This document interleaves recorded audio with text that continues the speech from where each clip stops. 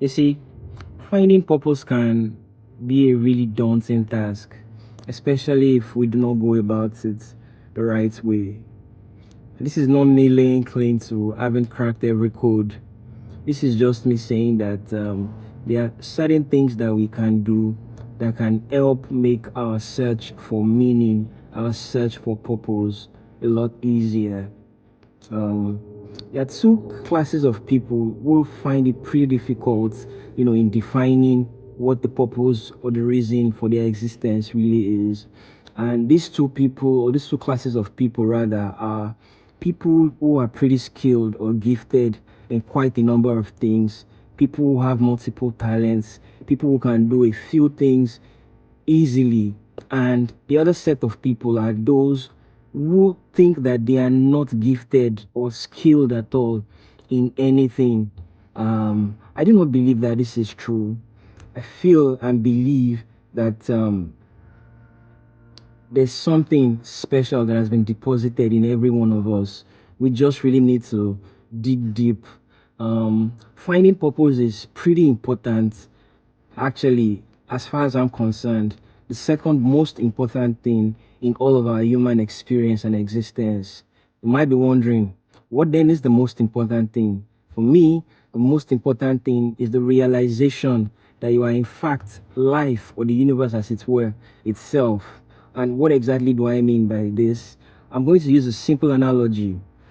Scooping a glass of water or a jar of water from the ocean, there's no difference between the water that's in the glass or in the jar and that's in the ocean.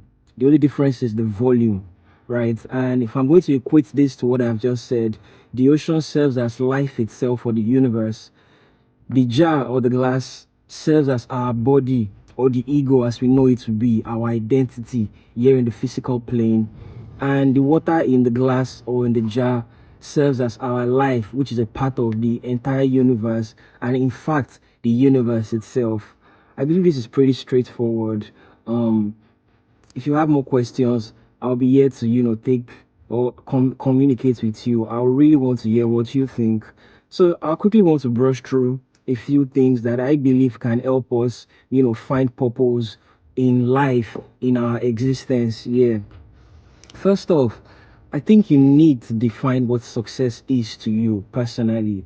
In defining your success or in defining what success means to you, you will realize that there are certain things that you are really passionate about.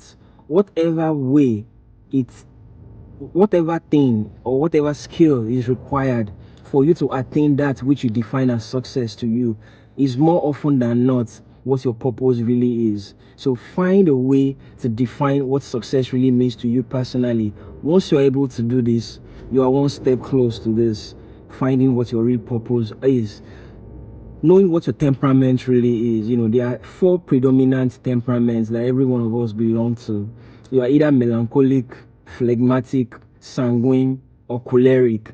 The reason you need to find out what your basic predominant temperament is because there are quite a number of things that are tied to your temperament, which includes your attitude, which is the most important thing.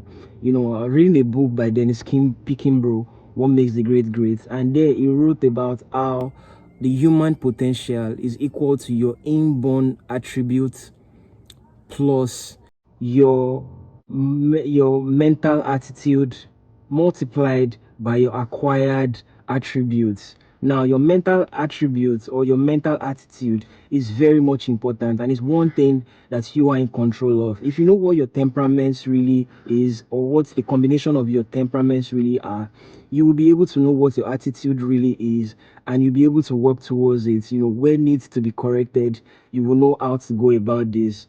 And your mental attitude is very important because in the bid to find what your purpose is, you're going to experience some downtimes, you're going to experience losses, and without actually defining, what your mental attitude is supposed to be, without actually being in control of it, you might get really down, really depressed, you might vibrate on a negative frequency, and you know how important it is to remain, on a positive frequency.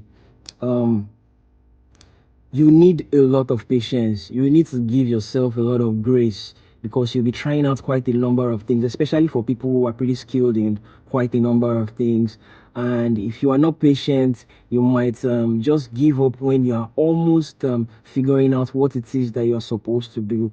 I know how broad or how vast or wide this topic really is. Not something that we might be able to, pretty touch on everything in less than 10 minutes of this our conversation. But it's the first of this video that I'm going to be putting out, and we'll see how it goes from here. I'm here to have a conversation with you. However, whatever it is that you want to discuss, I will be learning and you will be learning. Please have a lovely day.